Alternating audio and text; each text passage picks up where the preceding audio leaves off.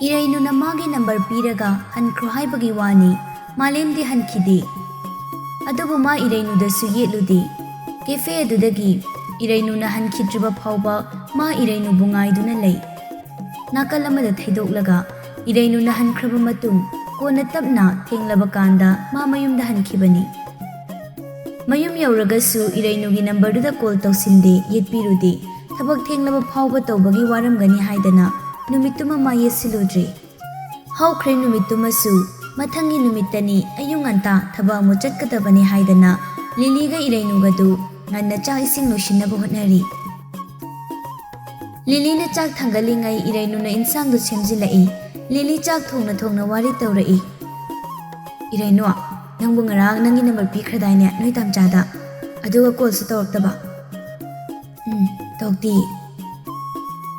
Kaidawrjano dudi. Wari sanasena nungtigidi lai aduga number piragana tawraktaba. Khangdida Lili maido amukta lazala khangdi. Aina tawgadabasu magi phone number su khangdi. Aduga ai tansu talida ikaijei. Hoine nangna tawba tawdabaduna tongana thamkrasu nangi phone number dudi mana khangkridana aduga hojik phawba tawrtrise kaigino sini. Handakti Irainu tumin lei kaishumta khumlakti mabungni nungshiribani. Tanjaduda thangnaba kada phone gi ring lakpadu tai. Irainu phamnambadagi phukhagottuna ka adomda changkhirami. Aduga phone do paiduna tholai. Lili anu number ni mahoi jalo. Paikhalu yengsi. Irainu phone do paikhatli. Hello. Bem. Khonjel da Irainu thuna phone do mute thammi. Lili tamchani. Yari chalo sanazaruro. Irainu nokmi tawramlaga phamunglomda oina changlai. Muttu su lauthokli. Hello. Bem tabro. Tai. Kaidawraminu nangbo. Insang semlambani. Phone lakpasida kanano dana yenglambani. Ngasidi thabak chaloidro. Chatkani. Pung kayada thabak chatke. 9 swaidagi adum chatli. Ado bem mafam chaba mada ainanga wari phajana sanaba pami. Haimarasu haiman mathokladra. Ado bem nang hanadagi yam thina olambase masimadi ai ngakdaba ngamdi. Irainu khumdi tumin Malemna hairibadu tadana lei. Malemna na ingonda de waroganu. Nangi ayaba yaudana ai nangi dari do paruri. Nangi dari de yaramliba nangi wari singduna aigi thamoise haifam khangdana wahali. Nangbu thawoirudabana aina nangbu kanano thirudabani. Adubu ngasidi ai nangse kanano haiba mayek sengna masak khangli. Nangi wari singna aigi hakchang pumba akan mathaurina punsimna thambaga chamanakri. Kari wahai hairaga aigi thamoida fauriba chainase aina nangwada tamgadabano haibasu aidi khangdi. Irainuna kainoma haigi tawbaga Lili changlai aduga murum sonduna. Kay haino lauthado tageba. Lilina haibaduda Irainuna phone do lauthadorei. Malemdi somdagi wangang lakpa lepti. Nangna siyamno ngamisi kaigino bem. Nangbu aigi umda hanagum laisi haibadi ai hairoi. Ado ai nanga muktangdi unaduna wari sanaba pami. Lili do Irainuda chirol tawi. Yayo Sunday numitayo. Lilina haibadu taraga Irainu su Malemda hai. Tamja Sunday numita thengnarsi. Ado ai thabak chatpa thengkhrani thamage. Phare thamu. Ado hainaraga phone do thamkhri Lilina. Ado haiba kaidoge masaidagi sum aduda hanjenjing ngangnadana leiwani. Yari Sunday numitudane kok unaru. Aduga nangsu nangi thamoigi oiba wado hairo. Yaningdiga tawleranu nangsu. Nunsiragane nungsidaba musadana. Nunsire kok hayo lori. Aduga koinarani sidadi wayam sangtokningai mathau tadre kaino. Irainudu noktorai. Hoi yare bema nang haibalo injarage. Nang nangangbadu sum taraga ai nokningbana lori.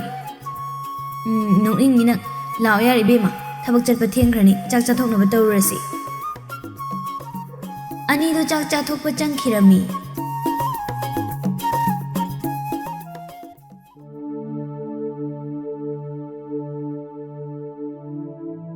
Nakalamadana Laijadi ngarangdagi ahinga tumba yadrabani. Ngarang malemga irainuga taunariba mawong matawduna ma tumpham chafam khangde. Nungsidredi hai aduga amuksu nupasina nupi atopaga loinaba ubada khambanba phauri. Ngarangdagi ngasi phawba ma masado khoirang khoisaunei masana wakhalsu wangkhanda khanjili. Chahi kuina nungsinarappa oibana mana malembu panghe kauba ngamdabani. Khanba yaba khallaba matung ma irainugi manakta chatlagena chapyungna lepli. Mafi maro loishinba loiraga kadagi thoke tawbaga magi phone do call lai. John gini lagliba call paikhatli aduga phone do nakongda thammi. Hello John. Kaidorige? Kaisu tawde. Thabak laitradi koiba chalusira hage tawbani. Chinbro? Koiba langba khara pamjabi madi John gi waduda yaningum tawi. Aduga mungsu ngaya khanthai. Karamba chatpana phani khandana laijana khumlaktabaduda John amu kairai. Kaidorige khumdriya? Koiba chatningdriro? Ngasidi chatlagumse nang sawarno hayeng oina phajana chatlaseba. Aido ngasi akhoi magi manaw nupido nabagi hospital da pukhatle hai. Adugi ai hospital da chatkena loisalureba. Koiba chatpa pharak tarani ba. Karamba hospital dano? Adude isu lakidana punna chatminarase. Yade. Ngasidi nang sawarno ima akhoi ni khaknateba. Asomdagi imagi mapamgi mi sumyam yawrakaniba. Aduni ibani chatminabado pharak tarani. Hayeng oina phajana koiba oina chatharase kaidawrage. Ngasigidi yararoiba. Sawarnoba ko. Aidi nangse nongmagi uhawdradi leiba ngamdeni. Nang naisi pungaw he ngawhanbirabani. Nongmaga nanga wari sanahawdraba nanga thengnahawdradine kaigino khangde tumbagase sukya yadajani ko. John gi wadada laijada nofet tawi. Aseng bairane? Hoi, aseng bani. Phagi ga manbro. Phagi malagana hauzik nanaktek pairo haibraba. Hoi yare. Ay nangonda aseng ba mande kaina ga haikraba. Nang na haiba loi thajaise. Adu neba. Ado ay thamagi. Horen halaga oina pau phaunarase. Ay luishinba loiraga leirabaneba. Ima mapanda ngairaga leiramani. Sungtok tholaktrena isaulangani. Thamagi ko. Okay, thamo.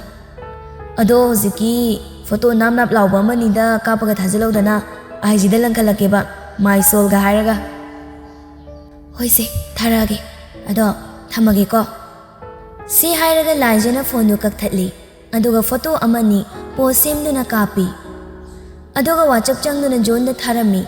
Thaba loiraga laija magi scooty do thaudoktuna irainugi manakta laklammi.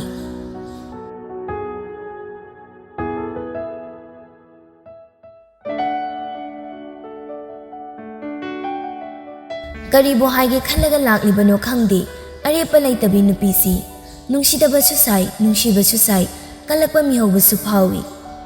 Nungsidre pamdre hairaga kanigi amung mihaw karam chawriba. Irainugi manaktamna lai. Kuihaude garido paikai thauraga lakpani. Irainuna thabak tawfam kefe do yawbaga garido mafam chana khamlamlaga kefe manungda changlai. Kefe sigi rule oina anoba customer changlakpaga waitress singna changsinduna hangbadu laijagi su hangnaba haidana Lilina oina laijagi manak changlai. Ma'am, kaya chapor order tawbigadabano? Laija mamaido koilai leiduna irainu ubra yengi. Adubu irainu di udi. Juice amoina semo. Okay ma'am, nihakta ngaibiramo. Adu hairam naga Lili do changkhirami. Irainu tholakpa ubra haidana laija do leidana kachin koya pangingli yengi adubu udi. Ngaside customer su iralatli. Laija na leibadu atay atopa customer laite. Tanjaduna rakhangdi. Ngayhak leiraga Lili do juice ama semduna puraga tholai aduga laija da pi. Ibema, kainumta hangide. Kainum ma'am, hekta haibiyo. Noi sida ngarang thabak tawba yawbi irainu do mangasi laktabra. Lai, kaidawrage ma'am. Oh, mala adi mabam takak thokpirakera. Ay mangonda kainumta haijage tawba. Oh, yani ma'am, kakthokjarake. Ngahekta ngaibiramu ko. Si hairam laga Lili amuksu changkhri. Ngayhak leiraga irainu do thoklai. Irainu tholakpa ubada laija do irainu da mamit phaina muktang yengi. Irainudi khangjadabanina mabu kawi haibaduda laijagi manakta changsilai harau harau haijai. Ngarangi cheduni ko. Hoini mani ni. O ado chenai bu kawi babu kai leirage. Bem bem yaragadi wari se asoi phauda thoga sanasira. Ai nangoda kainumta haigina tawbani. Thabak tawribadu hunduk lamlaga mapanda thokpadi yadabanina Irainudu yaningdana khumlai. Che aise mapanda thokpa pharamai ta tagadaba mali. Kai warino yaragadi sida sum sanase customer sulat panina yani. Oh nangna yani hairamina sida oirasu hairagi. Nanga malimga mari leinarakpa kayam kuire. Wahangduda Irainu laijada phat yengi. Hairauni kiganune. Irainu nokmi tawraga hairai. Kaino chena haidubo aidi tamchaga ahenba mari kemta leinadi. Angangna na chimthiganu. Aigi se loina khangaga laabani. Nanga malimga mari leinadi ai loina khangi. Nang aise kanano khangbra? Khangdi. Ado chegi wangang sinadi je se tamchaga hana koinaramba khangaramba nupi mali. Koinaramba khangaramba amta natini. Hauji koinari bani. Malimga aiga. Aduga aigi se nanga sumaga koinaramga daba manba. Adugi ai nangonda hangini. Nangdi am ngamine bema. Migi mayumduda thabak ingkhang khara tawraga leiramba nangna mapududaga moonsinduna nungsidari deba. Irainu kaishu khalamdabani. Adubu handaki laijagi waduda sauningi. Kaino chena habiridubo. Ai tamchaga hauji phaugi oina ahenba mari amta leinadi. Adugu mathong maram khangdaba wado aingonda haibiganu. Chega nungsinaba oiragana adum nungsinabiyo. Ai kaishu yecharoina. Hey, angang yamna tawngam aina harise aiga maga nungsinari nang mangonda yelakpa yaroi. Aduga mana nangonda hairakpa oirasu nangna maduda ayaba piba yaroi. Ai maga nungsinari malemdo mamit yam yambani. Mana haiba thajarunu. Mado aina hana khangbagi ai nangonda haiba lakpani. Aina ngasi hairisina ahanbasu aroibasu oihalo. Matung tabada aigi mangda kariguma malemga hek onsinaduna wari saba chatminaba urabadi aina kaidawbiyengo. Angang amoibagine chumna leifam thokpa leyo. Yam henjinganu. Nasana nasagi hawrakhumsu khangna chatpa phai. Se hairam laga laija hogotuna juice ki paisa do thanam laga Irainu da fe tawsilamduna thokri. Irainu yam pendana laija da yengi mapi irasu chelai. Paisa do ta pairaga manungda thuna changlai. Irainu na kapning kamang tawraga changakpaduda Lili do manakta changsilai. Irainu non thaduna table leiriduda mamai upsinduna kappi. Irainu kaidawrage? Irainu kaidawrage haibani? Irainu khumdi. Upsinduna sum kaplaga lei Lili tawpham khangdri. Irainu kaidawrage haibani nangbo? Wari sana ninthokraga kapa changai sikaigino. Kai haraino ba? Irainu upsilamba mamaidu tamna nun khalai. Aduga tarakliba mapi tapna taithoktuna kapnganganglai. Tamchana ingonda minamni sikaigino. Aina mamonda kayamuk yamna lankrage. Aina mabu nungsijarabasu mabu udanaba ai lotpane. Adubu mana aibu mukai hobibane. Sumaina tawgadaba oirabadi ingonda mukai hori sikaigino. Irainu kaidawrageba nangna hari mayam sikaino. Dama lemna kaidawramage. Lili hosiki nupido maga koinaba nupini. Nupi koinaba laiba mana ingonda mukai hori sikaigino. Kari hosiki nupido ngai khoi Irainu koinaba ne haise kamainino. Ngarang su mafam simaktada ma nupa amaga phaminaraga achapo charidudi. Aduga dama lemsu ngarang laaga leiridudi. Mafam sina moini koinaba oiradi ngarang tawrino tawdawma nate. Ngai khomta wari se kainomada yam chayetnaba ma yauri. Ado oirasu ngarang makhoi ani saunabagi thawengki tawge auna tawbo oiramadi. Tamchaba hana masak khangba mi natradi kamaina sumaina hairamba ngamtuino. Maga mari leinabadunabu nupi sinasu irai laina ingonda hairamba ngamini. Maga ekta suknu nungsinadaba nupiduna ingonda sumaina haiba ngamgadaba natiye. Maga soidana nungsinaramgani. Karigumba amadagi saunaraga leiba soidana soigani ngarangi mawongdo. Irainu na hairiba singsi among Lilina tamna khantharai.